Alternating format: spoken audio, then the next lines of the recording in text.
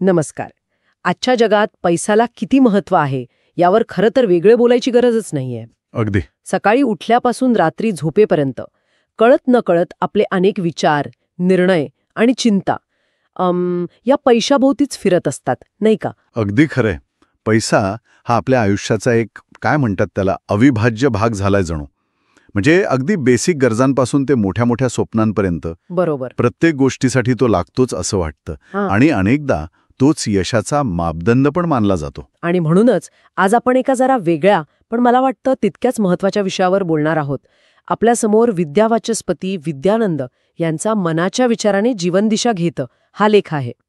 याचं शीर्षकच भारी आहे, विचार करायला लावणारं. पण त्यातला जो मुख्य विचार आहे ना, तो तर आजच्या आपल्या समजुतीला थेट आव्हान देतो. मनी नाही तर मनाचा विचार करावा. हो, हा खरंच एक धाडसी विचार आहे. म्हणजे विशेषतः आजच्या जगात जिथे सगळं काही भौतिक गोष्टींवर पैशावर येऊन थांबतं. बरोबर. हा लेख आपल्याला पैसा आणि मन यांच्या गुंतागुंतीच्या नात्याकडे एका पूर्णपणे वेगळ्या, कदाचित अधिक मूलभूत दृष्टिकोनातून बघायला सांगतोय. आपलं लक्ष बाहेरून आत वळवण्याचा प्रयत्न आहे हा. तर आजच्या या चर्चेतून आपण नेमकं हे समजून घेऊया. या लेखाच्या आधारे पैसा आणि मन यांचा संबंध काय, आणि लेखकाच्या मते मन हे पैशापेक्षा जास्त महत्वाचं का ठरतं. पण सुरुवात करतानाच मनात एक मोठा प्रश्न येतो की आज जिथे प्रत्येक पावलावर पैशाचं महत्त्व इतकं अधोरेखित केलं जातं, तिथे मनाला प्राधान्य देण्याचा विचार प्रत्यक्षात कितपत व्यावहारी आहे. म्हणजे हे फक्त ऐकायला चांगलं वाटणारं तत्वज्ञान आहे की याला काही ठोस आधार पण आहे. चला जरा खोलात जाऊया याच्या. नक्कीच. आणि लेखाची सुरुवातच अगदी याच मूलभूत मुद्द्याने होते की आपण अनेकदा पैशाकडे बघण्याचा आपला दृष्टिकोनच चुकवतो. अच्छा, कसं काय? लेखक स्पष्ट म्हणतात की पैसा हे अंतिम ध्येय म्हणजे आपलं साध्य नाहीये. ते फक्त एक साधन आहे, टूल आहे. साधन, साध्य नव्हे.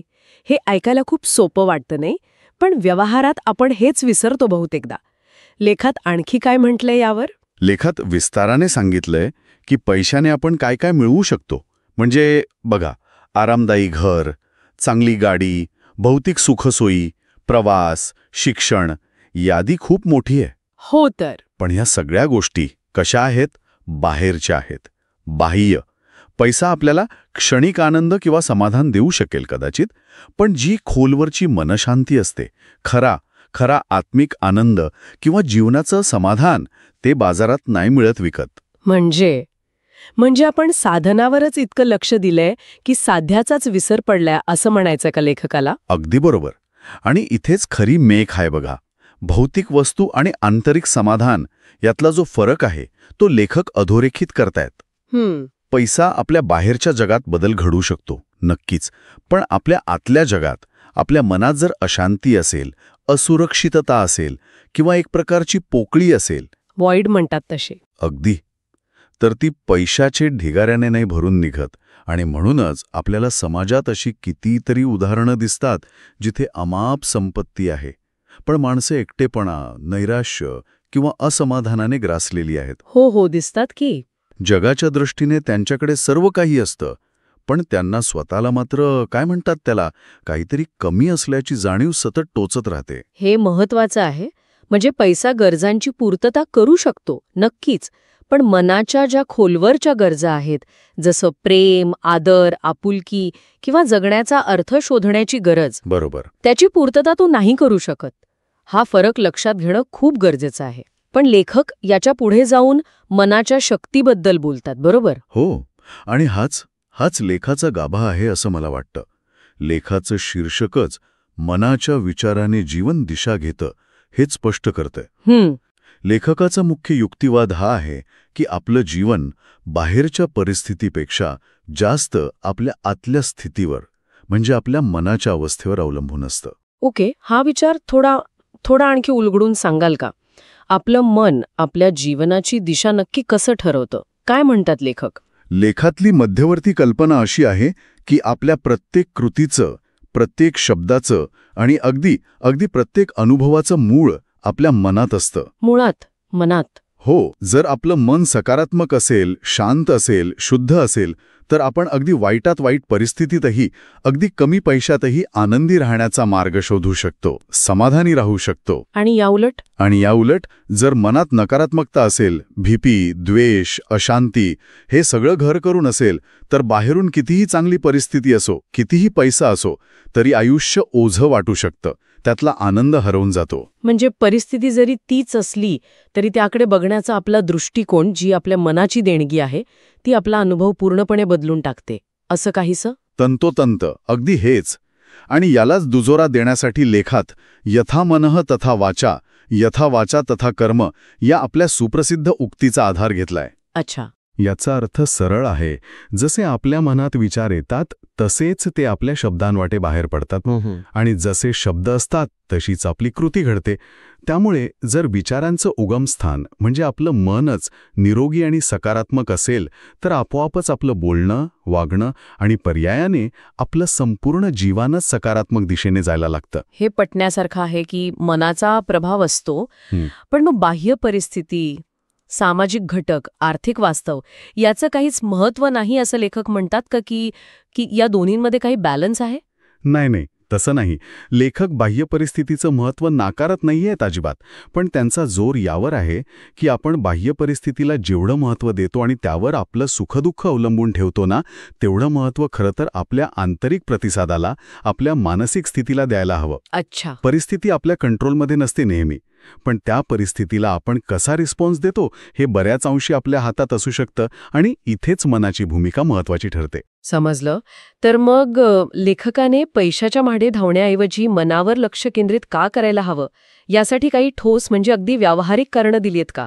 फक्त तात्विक नाही तर प्रत्यक्ष जीवनात मनाला महत्त्व देण्याचे काय फायदे आहेत, असं त्यांचं म्हणणं आहे. हो, दिली आहेत. लेखात याची स्पष्ट आणि मुद्देसूद मांडणी केली आहे. मुख्यत्वे 4 कारणं सांगितली आहेत. काय आहेत ती? पहिलं कारण आहे पैशाची अस्थिरता विरुद्ध मनाची स्थिरता. ओके. पैसा कसा आहे? चंचल आहे. तो येतो आणि जातो. आज अमाप संपत्ती असेल, पण उद्या काय होईल याची गॅरंटी नसते. खरंय. या उलट आपल्या मनावर आपण जे चांगले संस्कार करतो, जी मूल्ये रुजवतो, जी मानसिक ताकद कमवतो, ती आपल्यासोबत कायम राहते. ही आपली खरी, कधीही न नष्ट होणारी संपत्ती आहे. पण एक मिनिट, व्यवहारात बघितलं तर पैशाच्या अस्थिरतेमुळे जी चिंता येते ती मनाच्या स्थिरतेवर परिणाम करत नाही का? म्हणजे आर्थिक असुरक्षितता असेल तर मन शांत ठेवणं किती सोपं आहे, याबद्दल काय विचार आहे लेखात? हा खूप महत्त्वाचा आणि अगदी प्रॅक्टिकल प्रश्न आहे. लेखात थेटपणे यावर भाष्य नसलं तरी जो दुसरा मुद्दा मांडलाय ना, तो इथे लागू होतो असं मला वाटतं. कोणता? तो आहे संकटात धैर्य. लेखक म्हणतात की जर आपलं मन सकारात्मक आणि कणखर असेल तर आर्थिक अडचणींसारख्या संकटातही आपण पूर्णपणे कोलमडून जात नाही.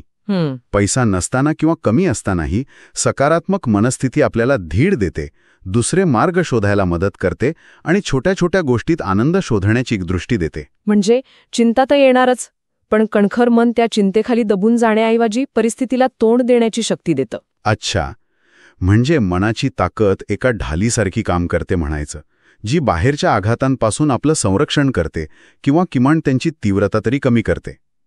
हे झालं दुसरं कारण. तिसरं काय आहे? तिसरं कारण आहे समाधानाचा उगम. आजकाल आपण समाधान कुठे शोधतो? बाहेरच्या जगात, नव्या वस्तूंमध्ये, पदांमध्ये, मान्यतेमध्ये. बरोबर. पण लेखक म्हणतात की खरं खोलवरचं समाधान हे बाहेरून येतच नाही, ते आपल्या आतून येतं, आपल्या मनातून येतं. आतून? कसं? आपण परिस्थितीकडे कशा दृष्टिकोनातून पाहतो, आपल्याकडे जे आहे त्याबद्दल कृतज्ञता वाटते का आपल्याला, यावर आपलं समाधान अवलंबून असतं. पैसा समाधान विकत नाही घेऊ शकत, ते कमवावं लागतं, आतून डेव्हलप करावं लागतं. पण समाधान आतून येतं हे अनेकांना पटायला जरा कठीण जातं, विशेषतः जेव्हा गरजाच पूर्ण होत नसतील. लेखक हे कसं समजावून सांगतात? ते गरजा आणि हव्यास यात काही फरक करतात का? हो, नक्कीच. लेखाचा सूर हा गरजा नाकारण्याचा नाहीये अजिबात, पण अनावश्यक हव्यास जो असतो ना, त्यावर नियंत्रण ठेवायला हवं. मूलभूत गरजा महत्त्वाच्या आहेतच, त्याबद्दल वादच नाही. पण एकदा त्या पूर्ण झाल्या की समाधानाचा संबंध अधिक पैशाशी जोडण्याऐवजी आपल्या मानसिक स्थितीशी जोडायला हवा, असं लेखकाचं म्हणणं आहे. समाधान म्हणजे काय तर अपेक्षा आणि वास्तव यांच्यातलं योग्य संतुलन साधण्याची एक मानसिक क्षमता. आणि ती क्षमता डेव्हलप करण्यावर भर द्यायला हवा. आणि चौथा मुद्दा जो मला वाटतं आजच्या काळात खूपच महत्वाचा आहे नात्यांबद्दलचा. अगदी. चौथा मुद्दा हा नात्यांच्या जपणुकीबद्दल आहे. लेखक अगदी ठामपणे सांगतात की खरी नाती पैशाच्या पायावर उभी नाही राहत. ती मनाने जोडली जातात आणि मनानेच जपली जातात. बरोबर. आपण इतरांना किती प्रामाणिकपणे आदर देतो, त्यांच्याबद्दल किती प्रेम आणि विश्वास ठेवतो, किती सहानुभूती दाखवतो, ह्या गोष्टी नात्यांचा आधार बनतात. पैसा कदाचित नात्यांमध्ये सोयीसुविधा निर्माण करू शकेल, पण विश्वास, प्रेम, आपुलकी नाही निर्माण करू शकत. उलटं होतं कधी कधी. हो तर. किंबहुना अनेकदा पैशामुळे नात्यांमध्ये गैरसमज, स्पर्धा किंवा दुरावा निर्माण झाल्याचंही दिसतं आपल्याला. हे चारही मुद्दे, पैशाची अस्थिरता, मनाची स्थिरता, संकटात धैर्य, समाधानाचा आंतरिक उगम आणि नात्यांची मनावर आधारित जपणूक, हे खरंच आपल्याला आयुष्याकडे एका वेगळ्या चष्म्यातून बघायला भाग पाडतात. म्हणजे पैशाचं महत्त्व कमी न लेखता मनाचं श्रेष्ठत्व आणि त्याचं मूलभूत महत्त्व अधोरेखित करतात. बरोबर. आणि म्हणूनच केवळ तात्विक चर्चा न करता लेखक पुढे जाऊन वाचकांसाठी, किंवा त्यांनी लेखात जो शब्द वापरलाय, साधकांसाठी, हो, म्हणजे जे जाणीवपूर्वक स्वतःवर काम करू इच्छितात अशा लोकांसाठी काही स्पष्ट, कृती करण्यायोग्य संदेश देतात. अरे वाह! म्हणजे हे केवळ विचार नाहीत, तर प्रत्यक्ष आचरणात आणण्यासाठी काही मार्गदर्शन पण आहे. काय आहेत ते संदेश? पहिला संदेश आहे, रोज थोडा वेळ तरी स्वतःच्या मनाचा विचार करण्यासाठी, त्याच्या आरोग्यासाठी काढा. आपण शरीरासाठी व्यायाम करतो, खाण्यापिण्याची काळजी घेतो, पण मनासाठी काय करतो? बरोबर आहे. लेखक सुचवतात की रोज काही मिनिटं शांत बसून आत्मपरीक्षण करणं, आपल्या भावना आणि विचारांबद्दल सजग होणं, हे गरजेचं आहे. म्हणजे मेंटल हायजीन सारखं काहीतरी म्हणायचंय. दुसरा संदेश काय आहे? दुसरा संदेश आहे, पैशाच्या मागे धावताना किंवा भौतिक गोष्टी मिळवण्याच्या स्पर्धेत आपली मनःशांती गमावू नका. हे कठीण आहे आजकाल. खूप कठीण आहे, मान्य. पण लेखक इशारा देतात की जर पैसा मिळवण्याच्या नादात मनाची शांतताच हरवली तर तो पैसा काय कामाचा. त्यामुळे अर्थार्जन आणि मानसिक स्वास्थ्य यात एक बॅलन्स साधण्याचा प्रयत्न करा. समतोल साधणं हेच खरं आव्हान आहे आजच्या काळात. तिसरा संदेश काय सांगतो? तिसरा संदेश आहे मनाच्या संपत्तीबद्दल. लेखक म्हणतात की खरी संपत्ती नोटांच्या किंवा मालमत्तेच्या रूपात नसते, ती आपल्या मनात असते. मनात म्हणजे चांगले विचार, सत्कर्म म्हणजे निस्वार्थपणे केलेली चांगली कामं, प्रामाणिकपणा, भूतदया, हीच खरी संपत्ती आहे. हाच खरा खजिना आहे. या आंतरिक संपत्तीला वाढवण्याचा जाणीवपूर्वक प्रयत्न करायला हवा. म्हणजे पैशाच्या संपत्तीवर मर्यादा आहेत, पण मनाच्या संपत्तीला नाही, असा काहीसा अर्थ निघतो यातून. आणि शेवटचा संदेश? आणि शेवटचा पण अत्यंत भेदक आणि विचार करायला लावणारा संदेश. लेखक एका कटू सत्याची आठवण करून देतात की माणूस पैशाशिवाय काही काळ जगू शकतो, तगर धरू शकतो. कितीतरी उदाहरणं आहेत. हो. पण मनाशिवाय, मानसिक संतुलनाशिवाय तो एक क्षणही नाही जगू शकत. मन नसेल तर जीवनच अर्थहीन आहे, शरीर असूनही नसल्यासारखंच. खरं आहे. हे चारही संदेश खूप खूप खोलवर विचार करायला लावणारे आहेत. पण पुन्हा तोच प्रश्न येतो मनात. हे संदेश ऐकायला खूप आदर्शवादी वाटतात. रोजच्या जीवनातली धावपळ, ताणतणाव, स्पर्धा, या सगळ्यात हे प्रत्यक्षात आणणं किती सोपं किंवा कठीण आहे, यावर लेखक काही मार्गदर्शन करतात का, की फक्त एक आदर्श मांडलाय? नाही, लेखक हे मान्य करतात की हे सोपं नाहीये. म्हणूनच तर त्यांनी कदाचित साधक हा शब्द वापरला असेल. म्हणजे यासाठी जाणीवपूर्वक प्रयत्न आणि साधना गरजेची आहे. पण ते हेही सुचवतात की सुरुवात छोट्या छोट्या बदलांमधून करायची आहे. रोज थोडा वेळ काढणं म्हणजे काही तासनतास ध्यान करणं अपेक्षित नाहीये. कदाचित दिवसातून फक्त 10-15 मिनिटं शांत बसून स्वतःच्या श्वासावर लक्ष केंद्रित करणं, किंवा दिवसभरातले आपले विचार कसे होते याची नोंद घेणं, एवढंही असू शकतं. ओके. मनाची संपत्ती वाढवणं म्हणजे एकदम संत बनणं नाही, तर जाणीवपूर्वक कुणाबद्दल वाईट न चिंतणं, छोट्या छोट्या गोष्टीत प्रामाणिक राहणं, किंवा शक्य असेल तेव्हा कुणाला अगदी किरकोळ मदत करणं, असे छोटे पण सातत्यपूर्ण प्रयत्न महत्वाचे आहेत. म्हणजे एकदम मोठी झेप घेण्यापेक्षा सातत्याने टाकलेली छोटी छोटी पावलं जास्त महत्वाची आहेत. अगदी अगदी. लेखाचा एकूण सूर हाच आहे की हा एक प्रवास आहे. एका दिवसात साध्य होणारी गोष्ट नाही आहे, पण सुरुवात करणं महत्त्वाचं आहे. आणि आपले जे प्राधान्यक्रम आहेत, प्रायोरिटीज आहेत, त्यावर पुन्हा एकदा विचार करणं गरजेचं आहे. आपण खरंच कशाला महत्त्व देतोय? फक्त बाहेरून दिसणाऱ्या यशाला की आतल्या समाधानाला? तर आजच्या या सविस्तर चर्चेतून आपण विद्यावाचस्पती विद्यानंद यांच्या मनाच्या विचाराने जीवन दिशा घेतं या लेखातल्या विचारांचा खूप खोलवर जाऊन आढावा घेतला. मला वाटतं मुख्य निष्कर्ष अगदी स्पष्ट आहे. पैसा, मनी हा जीवनावश्यक जरी असला तरी तो केवळ एक साधन आहे. साधन आहे, बरोबर. खरा आधार, जीवनाची खरी गुणवत्ता आणि चिरंतन आनंदाचा स्रोत हे आपलं मन आहे. मनाची शुद्धता, सकारात्मकता आणि स्थिरता ही कोणत्याही भौतिक संपत्तीपेक्षा खूप जास्त मौल्यवान आहे. कारण पैशाने मिळणारं सुख हे क्षणिक आणि बाहेरचं असतं, तर मनाने मिळणारं समाधान हे टिकाऊ आणि आतलं असतं. बरोबर. आणि त्यामुळे ही चर्चा आपल्याला पुन्हा त्या मूळ प्रश्नाकडे घेऊन येते की आपण आपल्या आयुष्यात नेमकं काय कमावण्याचा प्रयत्न करतोय? क्षणिक सुख की शाश्वत आनंद? साधनं की साध्य? आणि याच विचाराला पुढे नेत आजच्या चर्चेच्या शेवटी एक विचार प्रत्येकाने स्वतःसाठी करावा असं मला वाटतं. लेखात मनाला जपण्याचा आणि विकसित करण्याचा सल्ला दिला आहे. तर फक्त यावर विचार न करता आज किंवा या आठवड्यात असा कोणता एक छोटा, अगदी साधा आणि प्रॅक्टिकल बदल आपण आपल्या रोजच्या जगण्यात करू शकतो, ज्यामुळे हा आपला आंतरिक खजिना, आपलं मन अधिक समृद्ध आणि शांत होण्याच्या दिशेने एक पहिलं पाऊल टाकेल. तो बदल कोणता असू शकेल याचा प्रत्येकाने विचार करून त्यावर कृती करण्याचा प्रयत्न करायला हरकत नाही. हा खरंच एक कृतीला प्रवृत्त करणारा आणि चिंतनीय प्रश्न आहे. इथेच आपण आजची ही चर्चा थांबूया.